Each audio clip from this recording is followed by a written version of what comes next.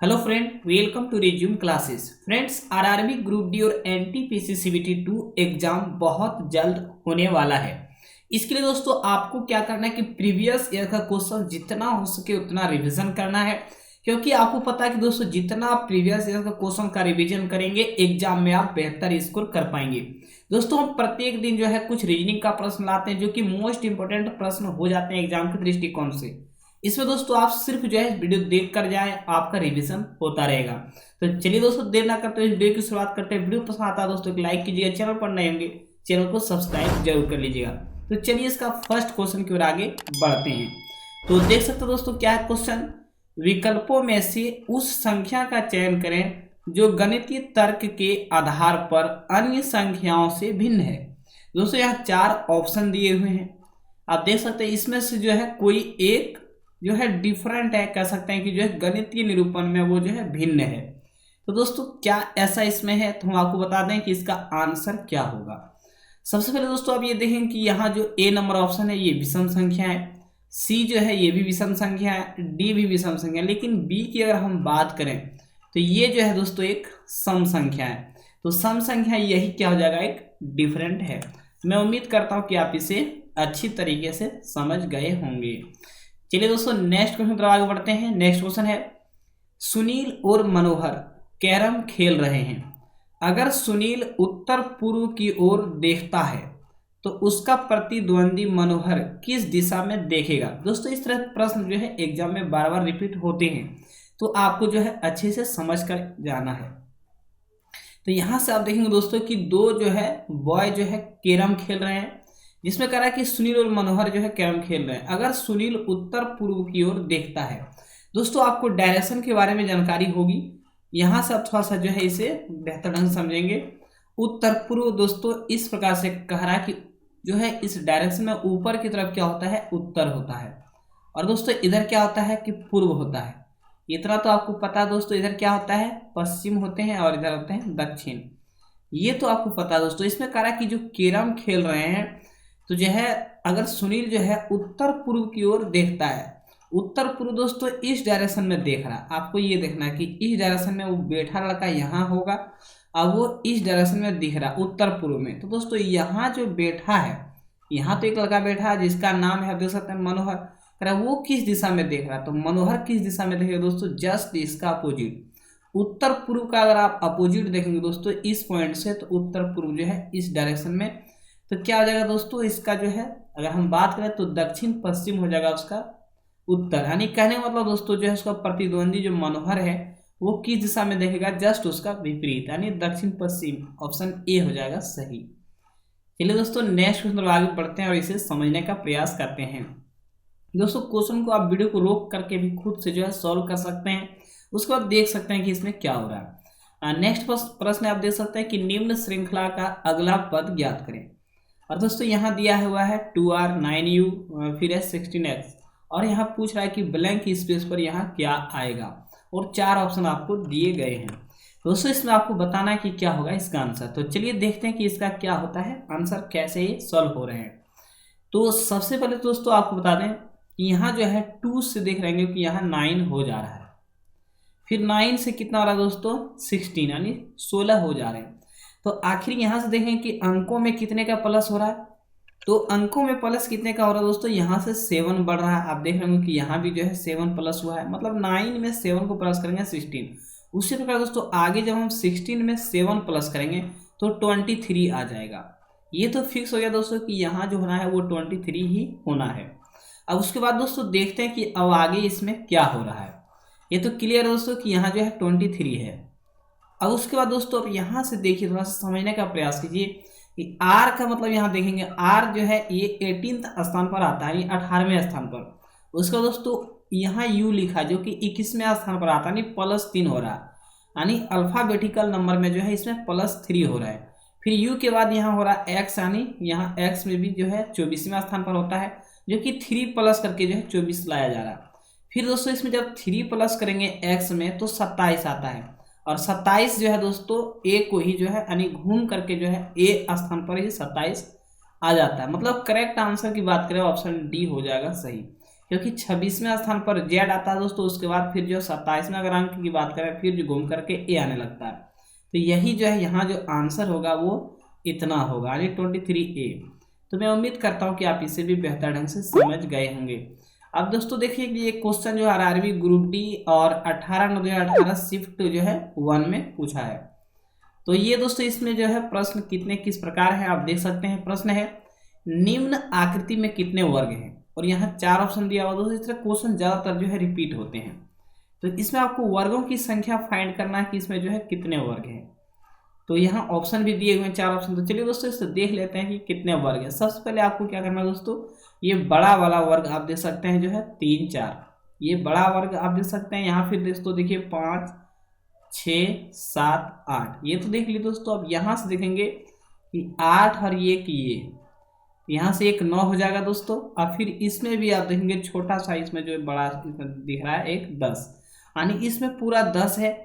और सेम इसमें भी दोस्तों कितना होगा 10 होगा, 10 10 20। और यहाँ से आप देखेंगे दोस्तों कि एक बीच में से भी वर्ग बन रहे हैं। कहाँ से, ये पॉइंट देखिए दोस्तों, ये पॉइंट देखिए और ये फिर ये पॉइंट देखिए, और यहाँ से एक वर्ग आपको जो है स्ट्रेट लाइन में इस प्रकार जो है प्राप्त हो रहे हैं। अगर टोटल वर्ग की बात करेंगे दोस्तों तो 10 10 और 1, मतलब 21 वर्ग इसमें बन रहे हैं। ऑप्शन सी हो जाएगा सही। मैं उम्मीद करता हूं दोस्तों आप इसे अच्छे से समझ गए होंगे। चलिए नेक्स्ट क्वेश्चन तरफ आगे बढ़ते हैं। नेक्स्ट क्वेश्चन दोस्तों आप देख सकते हैं कि क्या लिखा है। सामान्य तथ्य से भिन्न होने के बावजूद नीचे के कथन को सत्य मानते हुए बताएं कि कथन के आधार पर दिए गए निष्कर्षों में से कौन सा तार्किक रूप से संगत है। तो चलिए दोस्तों यहाँ से जो है कथन और निष्कर्ष के प्रश्न आ गए हैं, तो इसे आप कैसे सॉल्व करना है देखिए। पहला जो कथन दिया हुआ है, कोई भी गिलास पेडल नहीं है। दोस्तों ये हमने गिलास का बनाया वेन डायग्राम, यहाँ जो है कि गिलास का डायग्राम बना दिया। और यहाँ से दोस्तों मैं आपको बता दें इसे जो है अलग अलग करके बनाते हैं तो अच्छे से समझ पाएंगे। यहाँ से कह रहा है कि ये गिलास और पेडल है, एक ये गिलास हम जी से इसको दर्शाते दोस्तों, और ये पेडल है। कह रहा है ये दोनों में कोई भी रिलेशन आपस में नहीं है। और उसके बाद दोस्तों दूसरा क्या कह रहा है कि सभी पेडल ब्रेक है, सभी पेडल जो है वो ब्रेक हैं। तो जितने भी पेडल है ये ब्रेक के अंतर्गत आ रहा है। तो दोस्तों एक ब्रेक हमने लगा दिया, लिख दिया। अब निष्कर्ष देखते हैं क्या कह रहा है। निष्कर्ष में कह रहा है दोस्तों सभी ब्रेक पेडल है। देखिए दोस्तों सभी ब्रेक पेडल है, जितना भी ब्रेक है ये पेडल है। क्या ऐसा संभव है दोस्तों? तो हम आपको बताए थे कि अगर कोई भी इस प्रकार से ओवरलैप करे और इधर से दोस्तों सभी के सही नहीं होते हैं, सभी वाला केस जो है इसमें सही नहीं होता। उल्टा अगर चले दोस्तों तो ये सही जो है केस होते हैं इस तरह। यहाँ कह रहा सभी ब्रेक जो है पेडल है, तो ये जो है नहीं फॉलो करेगा। दूसरा दोस्तों कि कुछ ब्रेक पेडल है, कुछ ब्रेक जो है पेडल है, तो ये जो है सत्य हो जाता है, कुछ के दायरे में ये सही होते हैं। फिर दूसरा जो दिया दोस्तों कि कोई भी ब्रेक गिलास नहीं है, कोई भी जो ब्रेक है ये ब्रेक दोस्तों गिलास नहीं है। तो दोस्तों ये भी जो है नहीं फॉलो करते हैं। ऑप्शन अगर 2 की बात करें दोस्तों तो केवल यही जो है, केवल निष्कर्ष 2 तर्क संगत होंगे। तो उम्मीद करता दोस्तों आप इसे भी समझ गए होंगे। चलिए नेक्स्ट क्वेश्चन आगे बढ़ते हैं। नेक्स्ट क्वेश्चन है कि सामान्य तथ्य से भिन्न, एकदम वही क्वेश्चन है दोस्तों। यहाँ आपको कथन दिए गए हैं, निष्कर्ष दिए गए हैं। चलिए हम डायरेक्ट जो है कथन को ही पढ़ते हैं। सभी कवर प्लास्टिक है। दोस्तों जितने भी कवर है जिसको सी से दर्शाते हैं, ये सभी कवर बोल रहे हैं दोस्तों कि प्लास्टिक है, प्लास्टिक के अंतर्गत आ रहे हैं। ये पहला कथन है। दूसरा कथन है दोस्तों आप देख सकते हैं, दूसरा कथन कह रहा है सभी प्लास्टिक टॉक्सिक है। जितने भी यहाँ प्लास्टिक दिख रहे हैं सभी जो है टॉक्सिक हैं, यानी टॉक्सिक के अंतर्गत इसको टी दर्शा देते हैं। अब हम निष्कर्ष को देखते हैं दोस्तों, समझते हैं। निष्कर्ष कह रहा है सभी प्लास्टिक कवर है, जितने भी प्लास्टिक ये दोस्तों ये सभी कवर है। तो मैंने बताया था दोस्तों जब भी ऊपर से नीचे की तरफ पूछे सभी के केस में गलत होते हैं। तो पहला ये निष्कर्ष कट गया। दूसरा जो निष्कर्ष है दोस्तों कह रहा है सभी टॉक्सिक कवर है, जितने भी टॉक्सिक हैं ये टी ये सभी कवर है। हमें क्या होता है दोस्तों जब भी उल्टा ऐसे बात करें सभी टॉक्सिक कवर है तो वो नहीं होते हैं, वो गलत हो जाते हैं। तो दोस्तों इसमें दोनों ही जो है निष्कर्ष बिल्कुल कट जा रहे हैं। इसमें ऑप्शन की बात करें दोस्तों सभी निष्कर्ष, यहाँ देखिए कोई भी निष्कर्ष जो है पालन नहीं करता है। ऑप्शन डी हो जाएगा करेक्ट। चलिए दोस्तों नेक्स्ट की तरफ आगे बढ़ते हैं और इसे समझने का प्रयास करते हैं। नेक्स्ट क्वेश्चन है कौन सा विकल्प निम्नलिखित के वेन आरेख के आपसी संबंध को व्यक्त करता है। यहाँ दिया दोस्तों टेबल, कपड़े, लकड़ी। और दोस्तों यहाँ से पूछ लिया कि क्या इसके आंसर होंगे। तो सबसे पहले क्या ये तीनों में कुछ रिलेशन बन रहे हैं, टेबल, कपड़े और लकड़ी में। तो सबसे पहले दोस्तों हम आपको बताते हैं कि कपड़े थोड़ा डिफरेंट हो जाता है, टेबल और लकड़ी में जो है कुछ संबंध बनता है। तो क्या संबंध बन रहा है दोस्तों, सबसे पहले हम आपको बता दें कि जितने भी टेबल होंगे वो लकड़ी का ही बना होगा, या फिर दोस्तों आप कहेंगे कि जितने भी टेबल होंगे कुछ जो है टेबल लकड़ी के बने हो सकते हैं, यानी लकड़ी और टेबल में जो है एक रिलेशन तो बन रहा है। लेकिन आप ये नहीं कह पाएंगे कि जितने भी टेबल हैं सभी लकड़ी के, नहीं, क्योंकि टेबल प्लास्टिक के भी हो सकते हैं, लेकिन कुछ जो है टेबल लकड़ी के होते हैं, ये तो फिक्स हो गया। लेकिन दोस्तों कपड़े की अगर हम बात करें तो कपड़े जो है दोनों से किसी में भी जो है मतलब फिट नहीं बैठते हैं, ये अलग हो जाते हैं। इस प्रकार का आकृति जो भी होगा दोस्तों वो सही हो जाएगा। क्या ये है पहला आकृति? तो नहीं है, इसमें क्या तीनों में अलग अलग दिख रहा है बी नंबर में। और यहाँ देखिए दोस्तों कि एक के अंतर्गत दो रख रहा है, तो ये भी नहीं होगा। लेकिन ये जो ऑप्शन डी की हम बात करें, ऑप्शन डी एकदम फिट बैठा है दोस्तों कि इसमें जो है लकड़ी और टेबल में जो है कुछ रिलेशन बन रहे हैं। बाकी ये बी जो है अलग मतलब दिख रहे हैं, ये जो है कपड़े का सिंबल दिख रहा है। तो समझ लीजिए दोस्तों ऑप्शन डी हो जाएगा सही। तो चलिए नेक्स्ट क्वेश्चन की तरफ आगे बढ़ते हैं। अब नेक्स्ट क्वेश्चन दोस्तों आप देख सकते हैं कि क्या है, कौन सा विकल्प चित्र प्रश्न के साथ जो है प्रश्न चित्र के साथ निकटतम समांतर रखता है। मतलब यही चित्र जो है दोस्तों यहाँ जो बना हुआ हूबहू जो है इस चारों ऑप्शन में किसी एक में होगा। तो दोस्तों आप इसे देख करके जो है खुद से सॉल्व कर पाएंगे। क्या ये सी नंबर आप देख रहे हैं दोस्तों, क्या ये मैच कर रहे हैं? क्योंकि आपको देखें यहाँ और यहाँ जो है सटा हुआ होना चाहिए दोनों लाइनें, इसमें तो यहाँ ऊपर में ही उड़ रहे हैं, तो ये तो नहीं होगा। उसका दोस्तों ये आकृति कभी मैच नहीं करेगी, ये भी नहीं मैच करेगी। लेकिन ऑप्शन डी की बात करें तो ये मैच कर जाएगी, फिट हो जाएंगे। तो दोस्तों आप इसे अच्छी तरीके से समझ गए होंगे। चलिए नेक्स्ट क्वेश्चन देखते हैं और समझते हैं। नेक्स्ट क्वेश्चन दोस्तों है निम्न श्रृंखला में अगली संख्या ज्ञात करें। अब दोस्तों यहाँ जो है ब्लैंक स्पेस दे दिया है और इसमें क्या कुछ ऐसा चल रहा है कि आपको यहाँ ब्लैंक स्पेस भर देना, चार ऑप्शन दिए गए हैं। तो चलिए दोस्तों देखते हैं। इसमें सबसे पहले आपको बता दें कि जो है सबसे पहले यहाँ 16 है, फिर 18 हो गया, +2 किया गया, फिर 18 से जो है 22 हो गया, +4 किया गया, फिर यहाँ जो है 24 है तो यहाँ +2 किया गया है, फिर यहाँ जो है +4 किया गया है, फिर +2 किया गया है, फिर जो है +4 होगा। मतलब +2 +4 है दोस्तों। इसमें आंसर की अगर बात करें तो 30 में अगर +4 करेंगे तो 34 आएगा। और 34 कौन से ऑप्शन में है दोस्तों, तो आप यहाँ से जब देखेंगे ऑप्शन ए हो जाएगा इसका सही, तो यही हो जाएगा इसका करेक्ट आंसर। दोस्तों आप इसे समझ गए होंगे। चलिए दोस्तों नेक्स्ट की तरफ आगे बढ़ते हैं और इसे समझते हैं। क्वेश्चन आप देख सकते हैं कुछ इस प्रकार है।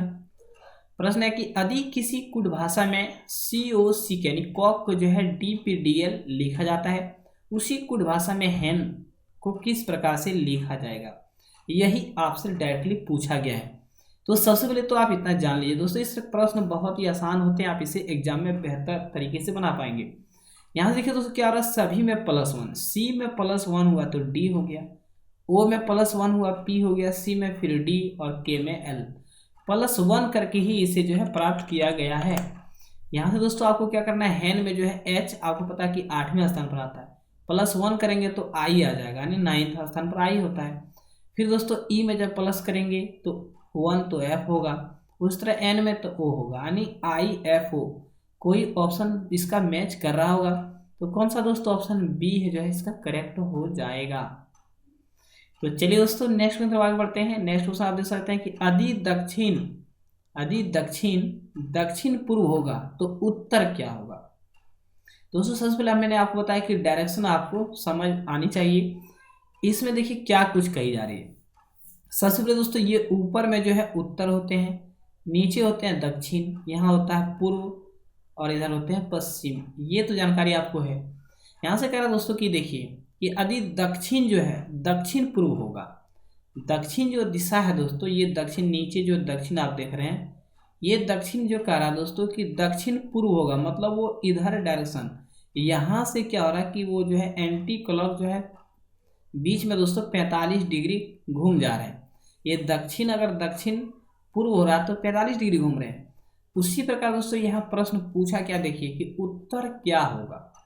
तो ये दोस्तों उत्तर है, उत्तर ऊपर में होता है, आपको पता है कि ये उत्तर है। ये उत्तर जो है 45 डिग्री दोस्तों ऐसे रोटेट हो जाएगा, यानी ये क्या हो जाएगा, तो ये डायरेक्शन आपसे पूछा गया। तो ये डायरेक्शन क्या हो जाएगा दोस्तों, उत्तर और पश्चिम। तो उत्तर पश्चिम ऑप्शन ए ही जो है सही हो जाएगा। मैं उम्मीद करता हूँ कि आप इसे बेहतर तरीके से समझ गए होंगे।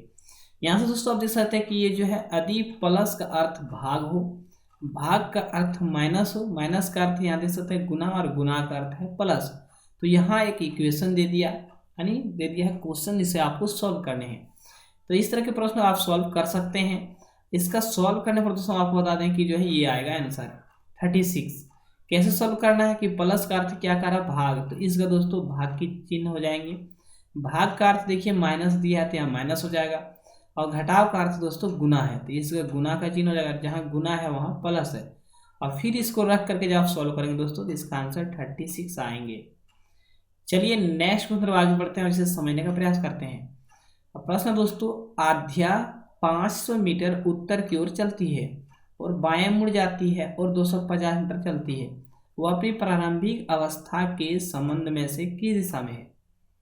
तो सबसे पहले दोस्तों आपको जो है इस तरह डायग्राम वाला प्रश्न, आपको डायरेक्शन वाला आपको समझ आनी चाहिए। कह रहा है कि आध्या 500 मीटर उत्तर की ओर चलती है। तो उत्तर तो आपको पता है दोस्तों कि ऊपर में जो है उत्तर, ये 500 मीटर चली है आध्या, इतना क्लियर है। उसको कह रहा है बाएं मुड़ जाती है। बाएं दोस्तों किधर होता है, इधर होता है दाहिना, इधर होता है बायां, इधर वो मुड़ जाती है। इधर मुड़ने के बाद दोस्तों 250 मीटर वो चली है, ये तो समझ गए। अब यहाँ से दोस्तों आपको क्या करना है कि वो अपनी प्रारंभिक अवस्था के संबंध में किस दिशा में, यहाँ वो थी खड़ी, अब यहाँ से दोस्तों वो यहाँ पहुँच गई, तो ये डायरेक्शन आपसे पूछा जा रहा है। दोस्तों ये जो डायरेक्शन होगा, हम आपको बता दें दोस्तों कि ये जो डायरेक्शन होगा यही डायरेक्शन आपसे पूछा गया है। तो यहाँ से दोस्तों आपको जो है इस तरह का जो है डायरेक्शन खींच लेना, और यहाँ से समझना कि ये डायरेक्शन क्या होगा। तो ये डायरेक्शन जो होगा दोस्तों आपको बता दें कि ऊपर में जो है उत्तर, इधर है पश्चिम, उत्तर पश्चिम जो है इसका करेक्ट आंसर हो जाएगा। तो ऑप्शन सी जो है करेक्ट होगा। चलिए दोस्तों नेक्स्ट मतलब आगे बढ़ते हैं और इसे समझते हैं। प्रश्न आप देख सकते हैं, प्रश्न है निम्न प्रश्न पढ़ें और निर्णय लें कि प्रश्न का उत्तर देने के लिए कौन सी समीकरण जो है पर्याप्त है या है। प्रश्न दिया दोस्तों, प्रश्न x का मान क्या है, ये प्रश्न है, और समीकरण दोस्तों यहाँ दो दे दिया, यानी दो समीकरण दिया है, और आपसे पूछा कि जो है x का मान क्या है। यानी अब x का मान ज्ञात करने के लिए समीकरण 1 और समीकरण जो यहाँ 2 दिया है समीकरण दोस्तों, ये दोनों में से किससे आप x का मान प्राप्त कर सकते हैं। क्या पहला जो समीकरण उससे आप x का मान प्राप्त कर सकते हैं इससे, तो बिल्कुल दोस्तों इससे जो है आप इसे हल करेंगे या सॉल्व करेंगे तो यहाँ से x का मान आता है। लेकिन क्या ये जो समीकरण 2 दिया है, ये जो आप देख रहे हैं, क्या इसको सॉल्व करने से x का मान आएगा, तो बिल्कुल नहीं आएगा दोस्तों। ऑप्शन 1 जो है करेक्ट होगा, यानी केवल 1 जो है पर्याप्त है, मतलब इसका आंसर देने के लिए। तो चलिए दोस्तों नेक्स्ट देखते हैं और क्या है। प्रश्न है विषम का पता करें, यानी विषम इसमें क्या है दोस्तों, 4 यहाँ दिए हैं, इसमें एक जो है डिफरेंट है। तो सबसे पहले आपको बता दें कि जो है सभी इसमें क्लॉकवाइज घूम रहे हैं, ऐसे कोई आकृति ऐसी होगी जो इसका जो है विपरीत घूम रहा है। तो दोस्तों ये पहली आकृति क्लॉकवाइज घूम रही है, सही है, ये भी क्लॉकवाइज घूम रही है, ये भी सही है, और ये भी जो है क्लॉकवाइज घूम रही है। लेकिन इस आकृति को जब देखेंगे ये तो बिल्कुल जो है एंटी क्लॉक, यानी ऐसे जा रही है, सभी ऐसे ऐसे जा रहे हैं, लेकिन ये आकृति ऐसे रोटेट कर रही है ऐसे।